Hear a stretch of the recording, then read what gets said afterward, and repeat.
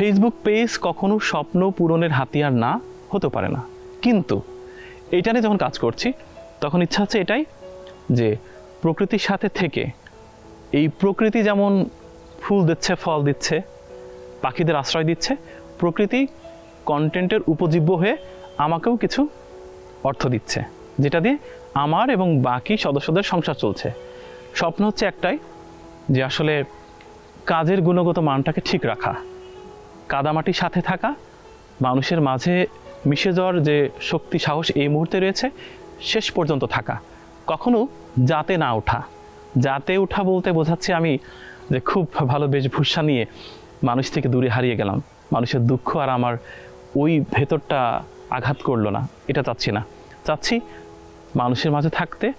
এবং সর্বশেষ শিল্পী নচিকেতার গাওয়া একটা গান আছে যে দেখে যা অনির্বাণ কি সুখে বেঁধেছে গান। গাইবেন নাকি? না, আমি আসলে গান পারি না, আচ্ছা, একদমই পারি না, গান পারি না। তবে গানের কথাটা মনে আসলে এই মুহূর্তে তো আসলে মানুষ থেকে হারাতে চাচ্ছি না। আর যারা মানুষ থেকে হারাতে চায় না তারা সাধারণত মানুষের মাঝে রয়ে যায়। তো আমি বিশ্বাস করি যে প্রকৃতিকে ভালোবাসলে, মানুষকে ভালোবাসলে, মানুষের ভেতরে মানুষটাকে পড়তে পারলে মানুষ সত্যিই ছোট গল্পের মতো সহজ সরল প্রাঞ্জল এবং বারবারই মনে হবে শেষ হয়েও হইল না শেষ।